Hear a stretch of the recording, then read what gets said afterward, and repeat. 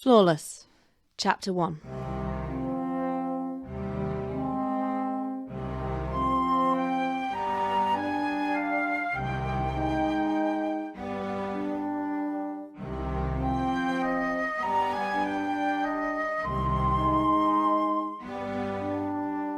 The walls and ceilings of the corridor were stained with patches of damp and peeling paint, but most people were distracted well enough by the brightly coloured posters on the walls.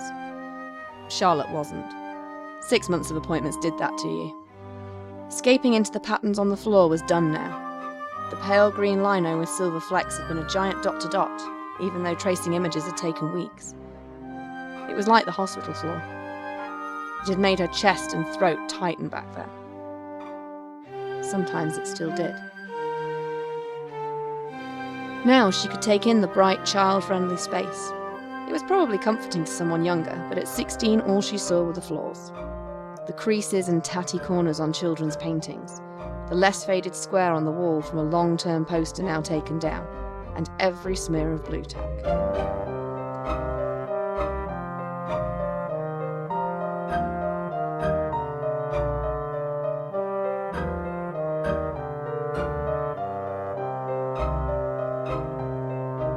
A shiny new poster faced her, showing a happy little girl dressed in white, reaching her hands out towards the camera.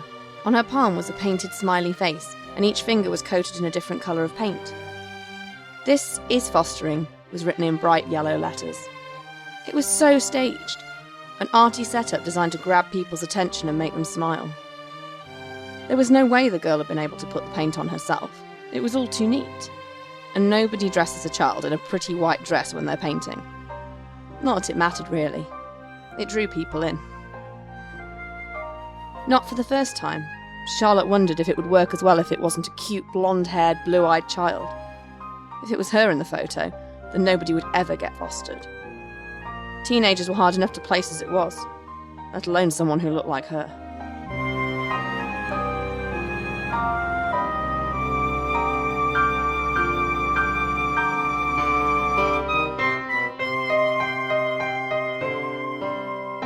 Grubby marshmallow. That's what Caroline Devlin had called her once at school, because she was fat, round and pink, and has spots all over like she's been dropped in the dirt. All of Caroline's popular friends had laughed at that one. Charlotte pretended not to hear. It was easier if you didn't let them know they'd got to you, especially the pretty girls like Caroline who spent hours doing their hair and makeup each day, and picked on those who didn't. It was 2 buses from the group home to school. And even if Charlotte had the time, she doubted her dull, fluffy brown hair would have done what she wanted anyway. It wouldn't be anything like that scene in The Princess Diaries, where the girl with glasses, big eyebrows, and crazy frizzy hair has a makeover, and is revealed to be the most beautiful girl in the class. Things like that only worked if you were pretty to begin with, like that little girl on the fostering poster. Charlotte scuffed her tatty trainers across the floor, the plastic chair creaking as she leant back and closed her eyes. Hysterical happy screams of playing children assaulted her ears. A kettle was boiling in the staff room, and the aroma of burnt toast wafted.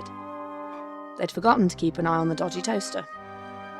With a bit of luck, the smoke might set off the fire alarm, and Charlotte could get out of her therapy session. A curse and a clang of a teaspoon hitting the side of the mug was followed by a scraping chair and the slamming of the staff room door. She still had a chance if the smoke alarm went off before. The creak of a window. Well, that was it. No chance of getting out of the meeting now. She could just leave again. After all, it had gone so well last time. Not. Fussing carers and social workers who were worried about you just made everything worse. The meetings proved to them she wasn't suicidal, and that meant more freedom. It was worth it for the peace. "If you can just wait out here, Stephen." The soft voice of Dr. Portland floated out of the therapy room as the door opened. A little boy and his mother emerged. "I just need to talk to your mummy for a couple of minutes. You'll be fine out here with Charlotte." Even worse, what was she, a babysitter now? The mother's eyes were brimming with tears, but she sat her son down next to Charlotte and forced a smile. "I'll be out soon, sweetheart." She kissed him on the forehead and fussed with his hair before following Dr. Portland back into the office. The door closed. If she leant closer to the door, she might be able to hear what they were saying. Eavesdropping wasn't right, but she was curious. Nope, nothing. And the boy didn't say anything either. His mother had wasted her time messing with the mop of dark brown curls on his head. It still looked messy. Charlotte sympathised. Sometimes there was just nothing you could do with your hair. Were his eyes green? Hard to tell with him staring at the floor. He hadn't looked up once, not even at his mother when she left. His feet swung back and forth, too short to scrape the lino. "Have you found the rabbit yet?" Charlotte asked. His legs stilled and he tilted his head, looking at Charlotte from the corner of one eye. He wasn't going to speak. He was damaged in some way. But then everyone who came to therapy was. Charlotte pointed at a group of grey specks by his feet. "If you squint your eyes and stare at those grey dots really carefully, you'll see the shape of a rabbit." He leant forward, his nose wrinkling, and a frown appeared on his face. It dropped as his lips creased slightly, his finger tracing the outline in the air. Charlotte smiled. "There's a sheep over there, but you have to tilt your head a bit to see that one." Stephen copied the way Charlotte was tilting her head. He fidgeted and scowled. "Where?" he whispered. Charlotte held her arm straight out past his face.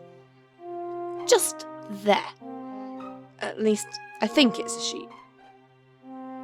Silence. Maybe he couldn't find it. "That's not a sheep," he muttered. "It's a pig.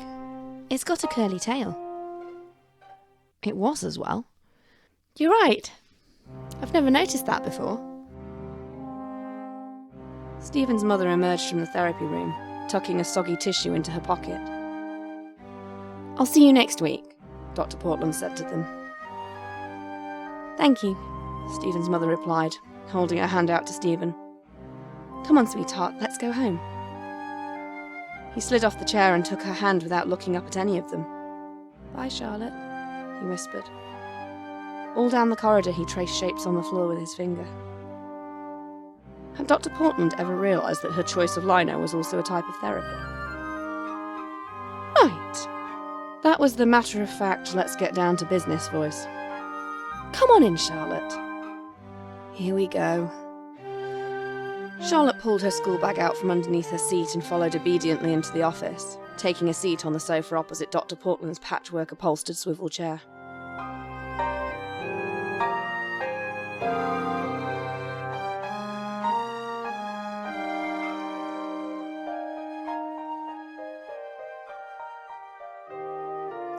"How have you been this week?" Always the same difficult question. Say a conventional fine, and Dr. Portland would quiz her. On the other hand, mention all those mornings wanting to cry at her reflection, or Caroline's latest bitchy remarks, then the entire session turned into a pity party. It wasn't like other teenagers didn't have to deal with the same stuff, so it was stupid to get upset about it. "It's been okay." Play it safe and settle with the vague answer. "I got a bit stressed about a maths test, and I got called a scruffy tramp by someone at school, but I'm over it." She barely convinced herself. There was no way Dr. Portland didn't pick up on the lie. Charlotte's shoes were battered, but you couldn't get new stuff all the time living in a group home, and it would probably get stolen. It wasn't worth worrying about the comments. College was only a couple of months away. It's good that you're taking such a positive attitude towards dealing with the bullying. But remember, it's okay to feel upset about it. Did you mention it to a teacher? Yes. 2 minutes in and already a second lie. Was that a new record? Good. And what about the test? How did that go? 80%. That's very good. Turned out it was easier than I thought it would be. Good. Dr. Portland was smiling. It was a smile that said, "Now we've got through the pleasantries, we'll start digging deeper into the real issues." Charlotte's stomach clenched. "So," Dr. Portland began. "Here it comes. I thought today we'd talk more about the positives you can remember of spending time with your mum." There it was. So predictable. Why did they have to do this? No amount of positive memories would wipe out the images of the accident. Nothing ever could. Did you manage to write some memories down in your diary? Yes. And it sounded crazy. Why hadn't she made something up?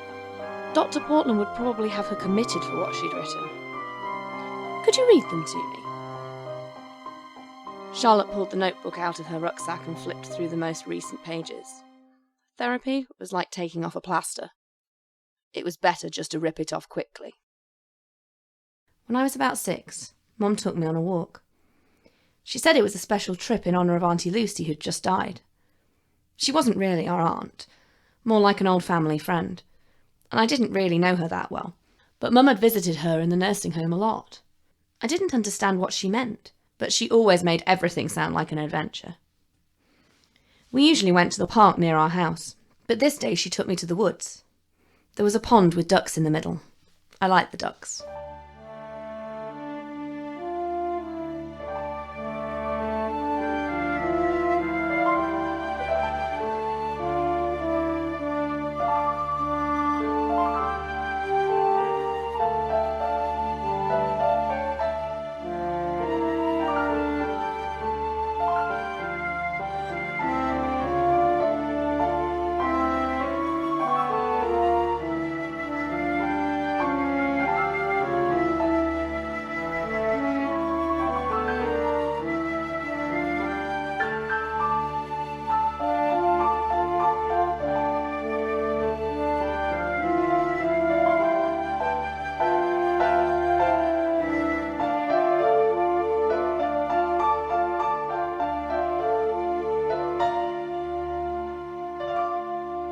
The sun was shining through the trees, but it was still a bit cold, and I had to keep rubbing my nose with my mittens to warm it back up again.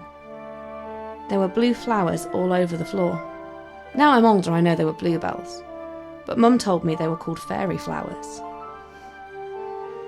Are there really fairies in the wood? I asked her. I'd always wanted to see a fairy. Of course there are. Where? All around us, Mum said. Can't you see their faces in the trees? She took me to a big tree and pointed at the bark. It was all gnarled and twisted. That's not what a fairy looks like, I told her. That's too big. Fairies are little and have wings like Tinkerbell. Mum laughed. You're right. There are little fairies with wings, but we call them pixies. They like to cause mischief. The tree doesn't look like a pixie to me. That's because there are lots of other types of fairies. Spirits of the earth and water called the Fae folk. They're a lot like us, only a lot older. They've lived for hundreds of years, using their magic to make things grow. I looked up at the tree. They must be very wrinkly if they're hundreds of years old. No, they look younger than me. That's part of their magic. They never grow old, and they never die. Will they come out and see us? Maybe, she said. If you're quiet, you might be able to hear their music. I closed my eyes. I couldn't hear much to start with, only the birds singing and the breeze blowing through the flowers and leaves. But then someone started singing quietly. It could have been Mum, but I'm sure there were more voices than just one.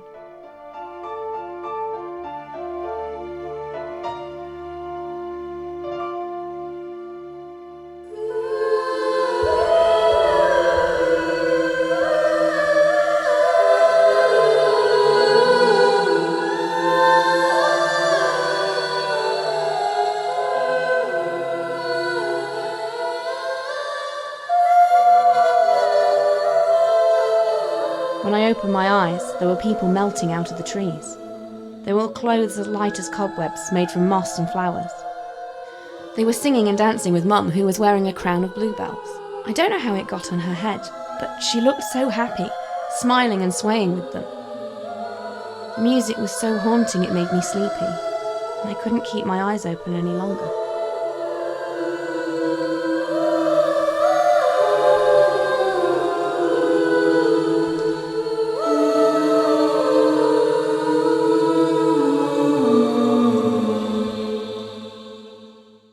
When I woke up, Mum was sitting on a moss-covered rock, her fingers stroking it. She had her eyes closed, and the crown had gone from her head. The music had stopped, and there was no one else around. But when I looked at the tree, I could see a face. Mum must have heard me sit up. She didn't open her eyes, but she said to me, "Auntie Lucy used to bring me here to dance with the Fae. She loved this place. So do I. Remember what it feels like here, Lottie. I never want you to forget the beauty of the wood. You must promise me you'll come here again. Will you promise me? We could come back tomorrow. I'd like that." She looked sad for a moment. "I wish we could come back every day, but you have to go to school, and I have farmland to manage." Her face changed to a smile. "We'll come back one day. Come on, I want to show you something." Mum led me to a place where twigs seemed to twist out of the ground. There were more bluebells and tiny white flowers covering everything. In the centre was an enormous oak tree with a garland of bluebells tied around it. Ribbons hung from the lower branches and glittering crystal ornaments. Mum knelt in front of the tree and bowed her head. I felt a bit silly, but I copied her anyway. Mum stood and pulled a Christmas tree ornament out of her pocket. It was a blue crystal star. She tied it to the tree branch and said, "The Fae folk like gifts, and this is a memory for them." "What memory?" I asked. "Auntie Lucy. She gave me this star. I like to think that if the Fae have a little piece of her spirit will be allowed to come and dance with them whenever she wants."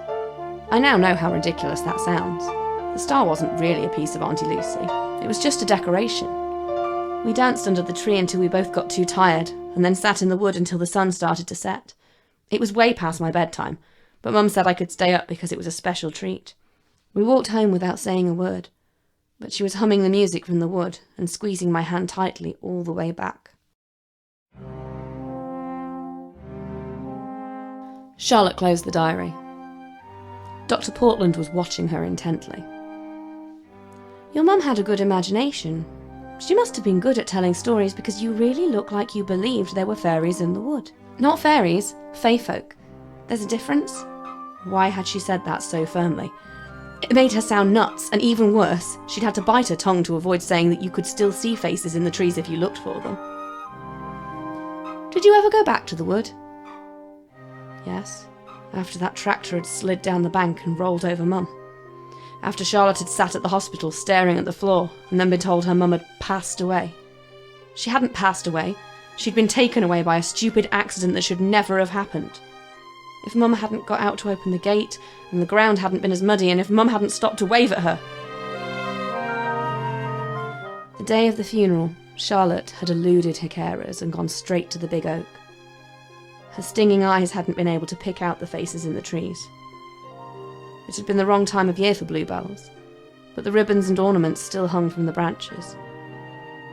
That was where she'd put Mum's favourite necklace, the silver crescent moon. She deserved to be remembered too, and maybe there she could live on like Auntie Lucy's memory. Charlotte waited for the Fae, but bleary-eyed she only thought she saw them once, and when she'd wiped her sleeve across her face, they had disappeared. No, it's too far from the group home. Mum would be disappointed, but Charlotte reminded herself that lying meant she didn't have to deal with more questions. Could Dr. Portland tell? Her eyes narrowed slightly like a bird of prey eyeing up a mouse.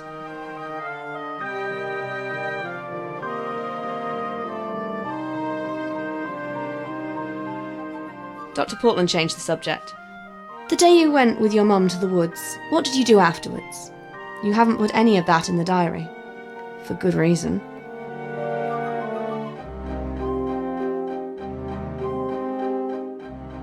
"Dad was waiting for us," Charlotte shrugged. "Was that unusual?" "Yes, he was never around." "A bit. He was always working late or staying at the science labs." "What did he do at the labs?" "Do? Anything to avoid his family, maybe." "I don't know. He didn't talk about work when he came home. Mum said he was using science to make people's bodies better and fix injuries. I guess that's something to do with prosthetics. Mum used to get annoyed with him for spending all his time away from us." Did it bother you, him not being around? Finally, no need to lie. Not really. Dad was more like a visiting family friend. We were better without him, less arguing. They had a fight about us going to the woods because he thought it was too far and we should have just gone to the park instead. Mum said something about how the parks weren't the same as the woods, but he wouldn't understand because all he cared about was his job and technology. She was right. He didn't come home much after that day, and one day, he didn't come back at all. This wasn't a new conversation. Dr. Portland had already dug into Charlotte's troubled relationship with the man who chose his work over his family. He died a couple of years before Mum's accident, but Charlotte hadn't cried over him. He hadn't cared enough about her or Mum. She'd grown up without a dad. And that had been fine.